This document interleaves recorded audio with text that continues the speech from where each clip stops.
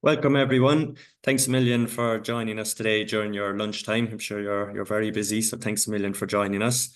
My name is Michael Shield. I'm the Business Development Manager here at Smurfit Executive Development, and I'm delighted to be joined today by Dr. Margaret Cullen. Margaret is the new Programme Director for our Programme in Corporate Governance for the year ahead. And Dr. Margaret does not need much of an introduction in this field. She is, of course, one of the most preeminent people working in the field of governance in Ireland. We're delighted to have her as the Programme Director, and we're delighted to have her join us here today during her time as well.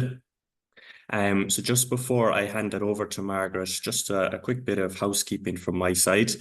So we know you guys are on your lunch, so we'll keep this information session as concise as we possibly can. And there is an opportunity to ask questions, and the webinar chat box is open. If you want to just pop your questions in there as we go, and just towards the end of the webinar, I'll put those questions to Dr. Margaret at that time as well. Yeah, so without further ado, I'll hand it over to you, Margaret. Okay. Hello, good afternoon, everybody. Delighted to have you on our information session this afternoon.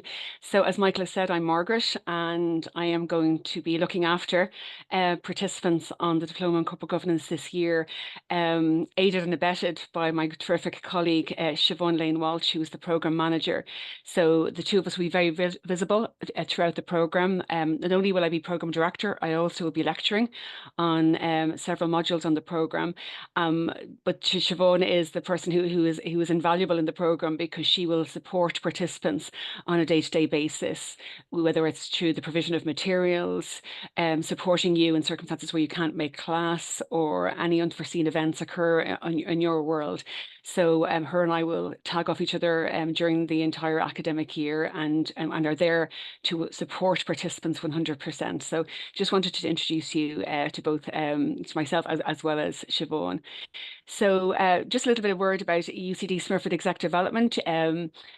You'll be familiar with UCD, you'll be familiar with UCD Smurfit Business School, and there's a wonderful part of the world within the Smurfit Business School that is UCD Smurfit Executive Development, where programs are designed, developed and delivered exclusively for those who are working in, working in business out there in the practical world, so to speak. And this is very important, because it means when we're designing those programs where there's complete recognition of the experience, professional experience that you're bringing to the table as participants on exec development programs. So without labouring it, just to let you know that we've been ranked in the global top 50 and the EU top 25 in both open enrolment and custom exec education in the 2024 Financial Times Exec Ed rankings, something that we're incredibly proud of. So just to flag that to you. So in terms of the Diploma in Corporate Governance, you might wonder, well, is it suitable for me? And as I'm going to allude to later, corporate governance is a system. It's all about a system. And there are so many components to that system. Company directors are one, senior executives are another. But in essence, in organizations, so many people play a part in the ecosystem, the corporate governance ecosystem of any organization. Indeed, you would include outside investors in that ecosystem also. So who's it for? Well, it's for all of those people, company directors, whether you are executive and non-executive. And in class, we typically would have a balance skewed probably more to executive directors, which is something that I always like to make very clear, because often people assume, oh, is this a program for non-exec directors or not? And the dominant footprint in the classroom is actually executive directors or senior executives. But of course, we always have a good, strong footprint from non-exec directors also. So, but we're also very keen for prospective company directors to join the program, or people who are on the cusp, considering either they've got their eye on a promotion within their organization, or indeed, as the last bullet point says, they may be thinking or veering into a non-exec director board position. But so company directors, senior executives, middle managers who are really very much part of that ecosystem, perhaps very much involved in engaging with boards, and have key functions within their organization, governance functions within their organization, and of course, public sector personnel with governance responsibilities, overseeing or indeed within state bodies. So that's not an exhaustive list, but it will give you an idea of what the program is tailored for. So in designing the program and working with faculty, Professor Neve Brennan before me and me now, we really are trying to develop a program that encompasses all of this wealth of experience. And I suppose the beauty about executive education is that there is plenty of peripheral time to explore and engage in the various organizational contexts that are represented in the classroom. So just in terms of the philosophy of the diploma on corporate governance, I think that I say this unashamedly, that there isn't a programme in Ireland or indeed Europe with the breadth and the depth of the diploma on corporate governance, and that is probably highly correlated to the fact that it is a level 9 programme on the National Framework for Qualifications. But of course, it's steeped in the history of the university itself, and it is a programme that was set up over 20 years ago and has evolved brilliantly in that time. So it was almost set up when the term corporate governance was first even heard of in Ireland. It was Professor Neve Brennan that kind of brought it to the fore in an Irish context. So there was all of that history and the evolution of the programme that is absolutely at its core, and that is something that you benefit from as participants. One of the key things I will say is that the program is embedded in the philosophy of governance as a system.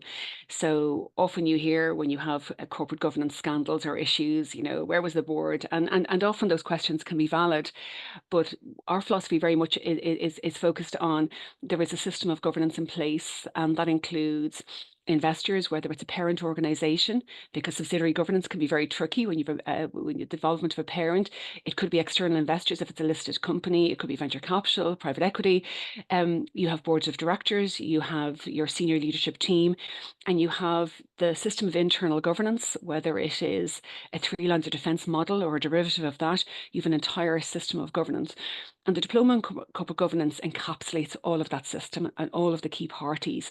And so while there is a significant emphasis, of course, on the legal duties and responsibilities of the board, because that's something that everybody needs to know, not only the directors, but the people who provide information to the directors. That's really important. As you'll see, the programme is very much focused and wraps its arm around the entire system of governance.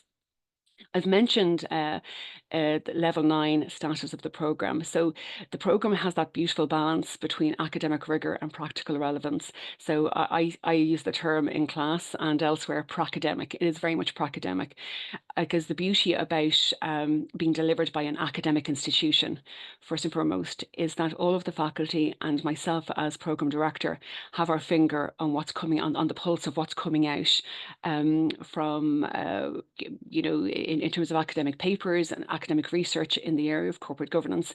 And we try to balance that with bringing that practical resonance into the classroom, leveraging that expertise in the room, which is really important. So that wonderful balance, I think, is at the heart of it. The other key element is peer-to-peer learning and engagement. And, we have obviously, like any university, UCD embraces, digital delivery. But in the context of executive education, we've made the decision to continue this program in a face-to-face environment. And the reason being is that something that I learned in delivering executive education programs during the COVID pandemic is just how important the classroom environment is to absolutely optimizing that peer-to-peer learning. So when you're in the classroom, you're bringing your experience to the table, your class colleagues are bringing their experience to the table, and the job of faculty is to leverage that experience to the max, and we absolutely do that. So we always get that wonderful blend of public, private sector, listed sector, financial services, pharma, all the different types of industries, small business, family business, and so that wonderful context provides brilliant insight and learning, and that's where the real learning thrives in an exec ed environment. And we feel, notwithstanding the advancements that have made in digital delivery and so on, we feel that this is highly appropriate to an exec ed program of this nature. So this is very much a forward-looking journey of learning. We bring you on a journey There's nothing linear about running a business or a company, and there's nothing linear about corporate governance as a subject. But we tend to, the focus of the program, excuse me, is to bring you on a journey. And if you like to think of it as over the course of the academic year, that we build building blocks. I often think of it like Lego blocks, building you up, so that you really are getting that depth and breadth of the subject of corporate governance.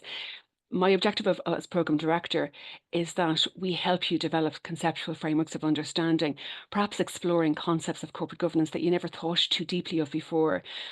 I lecture exec remuneration and incentives, and it's always one where I always relish, people leaving the three after the three lectures, really reflecting hugely on the way they think about remuneration. So we delve into, not just the operation of the remuneration committee by way of an example, but also on the policy and philosophy of remuneration, why we use it as a governance mechanism, what are the upsides, what are the downsides, how does it impact culture, how does it impact risk, and so on. And again, we can reflect a little bit on some of the empirical research in this space, as well as some very good practical examples. I've mentioned the peer-to-peer learning already, and again, I've mentioned the classroom environment, which we're very passionate about.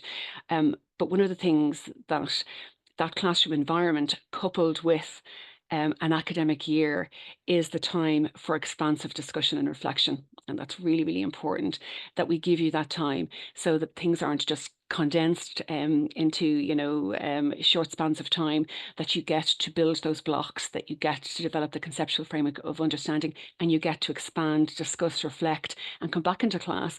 And I'm teaching on this program 18 years and have the privilege of doing so. And it never ceases to amaze me, because I might have touch points with the class over an academic year, that I'll have them before Christmas. And then when I come back in January, they're saying, God, Margaret, I was thinking about something over Christmas that somebody in the class said or that you said. And so you're constantly evolving in terms of your thinking. I think that what we really want is that when you're looking at governance and you're looking at the ecosystem that surrounds you and your organization, that you look at it through a different lens, that you're leaving the class during the program or at the end of the program, and you're saying, well, we could do this better. We could embrace the spirit of corporate governance, in a better way and in a more effective way. We could, open our arms out to stakeholders and invite them in more, or whatever the outcome of or the learning outcomes for you are. But really want to encourage you to think things differently. And, the role of the diploma is not to say this is the universal truth. This is an absolute. We're giving you conceptual frameworks of understanding, and you take those frameworks and you apply them within your context. So what does this mean? Well, if you were a family business and we're talking about maybe a system of internal governance, you have to try and adapt that to your context, given your stakeholders, given your resources, and so on. So we support that way of thinking. We have expert faculty. The faculty have been with the programme for a long time. I'm also delighted to say that Professor Niamh Brennan didn't need too much persuasion to stay on as a lecturer, and she's going to be delivering the module on the role and responsibilities and role execution of the audit committee. So we're delighted that she was still continuing on the programme, and she's always lectured on that particular module. So we're delighted to retain her. But of course, we have a very experienced faculty. And this faculty, they are drawn from both academics, practitioners, and many of them are, including myself, are very experienced directors. Okay. And another hallmark of the diploma is that it's very agile. We are constantly evolving content, and we are constantly evolving the program. So if I look back on the program even 5 years ago or 6 years ago, we wouldn't have had such a strong ESG component and footprint as we do now. And that has been integrated wonderfully into the program over the last number of years. And as I'll come to later, we're introducing for this year, for the first time, an entire module on information technology governance, which I'll come to now in a second. So I won't labour the point in terms of the Diploma Corporate Governance, in terms of the key benefits, because a lot of these key learning outcomes I've kind of touched on. But just to call out a few, you will have a very assured, and completing the programme, you will have a very assured understanding of the legal and regulatory framework within which both companies and boards operate. appreciating corporate governance as a system, being equipped with technical competence, that's an absolute given, be empowered to critically evaluate your own system of governance.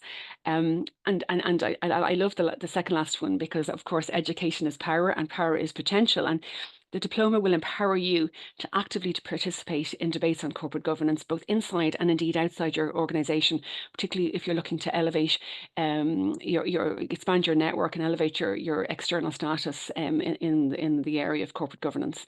And also, you will have a very good grasp of the behaviours required from well-functioning boards and indeed senior leadership teams and so on. So this is the academic year, and please don't be put off by it. I know it looks a little bit daunting, but please don't be. I always like to think of the Diploma in Corporate Governance as two very short spurts. So in the first semester, you're going to have to do 11 weeks of lectures, 2 evenings per week. So that's Monday and Tuesday each week for 11 weeks. So it's a very short spurt. And in the second semester, you're going to have 12 weeks, again, very short spurt. So if you think of it along those lines, you really are talking about 23 weeks. So even though people can get a little bit overwhelmed by an academic year, anyone who's done the program will say to you, it moves very quickly. You've got great support throughout the entire program, and it is 2 short spurts, less than half a year of actual lecture content, but a lot thrown in there. So the program is designed over 4 overarching modules, but they're divided into component submodules, and it's the submodules really that you'll probably be focusing on.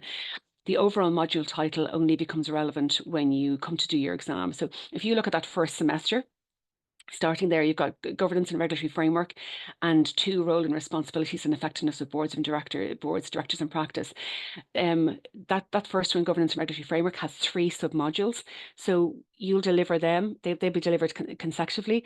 And then at the end of the term, you will get one paper on those 3 modules. There will be 1 exam question per module. You'll get great direction from faculty in relation to those exam questions, and that will cover off that first module.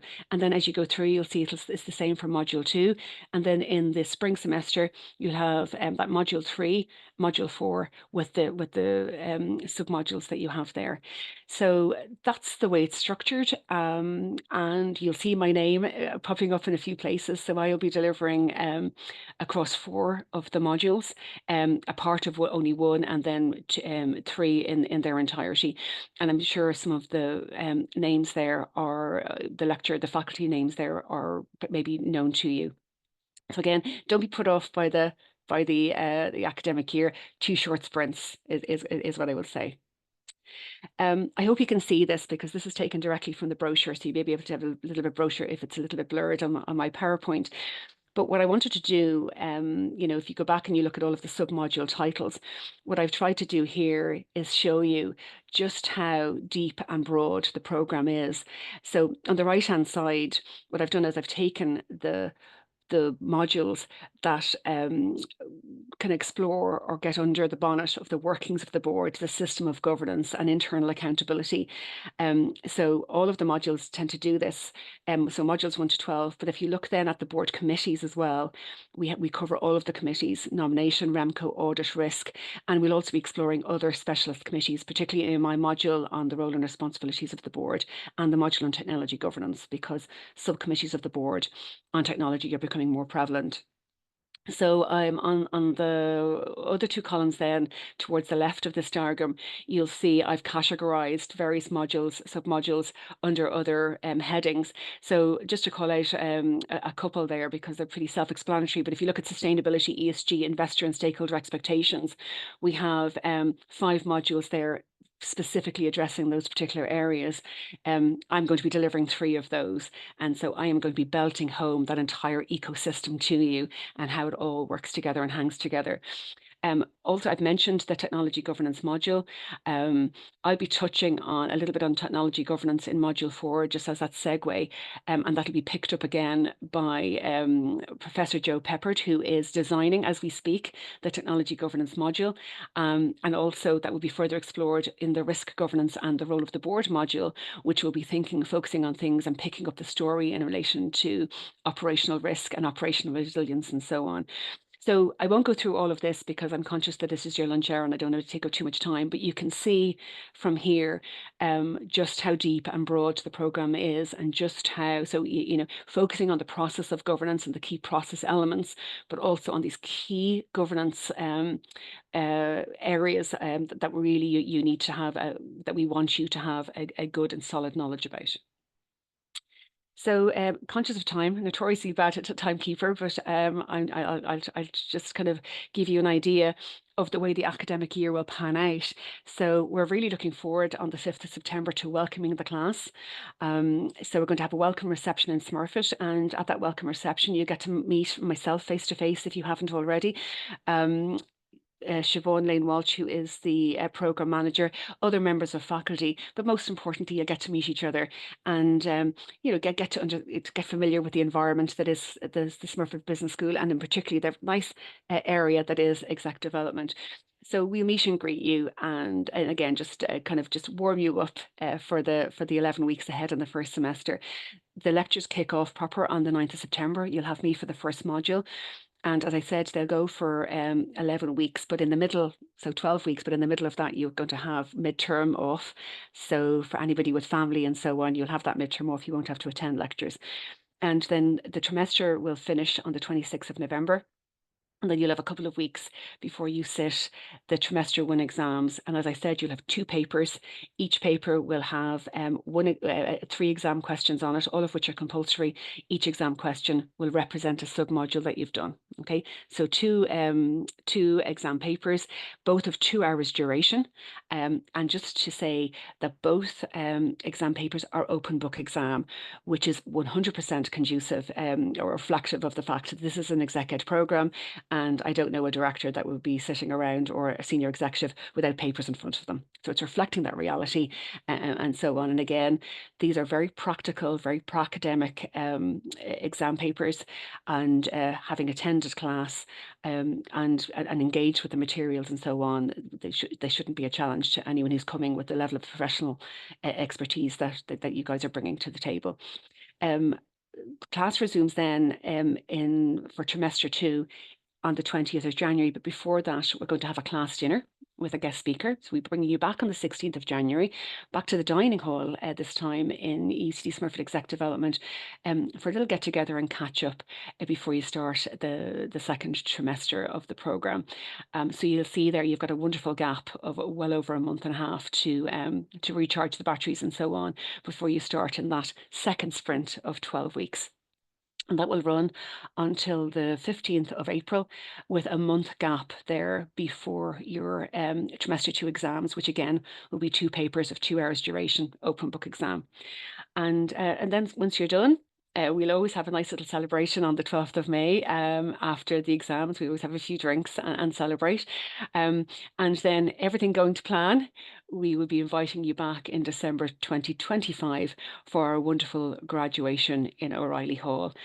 So that will give you a sense of the year, and I hope it kind of allay concerns, because sometimes people, as I said, can get a little bit concerned about the kind of committing a full year, whereas actually it is only 23 weeks.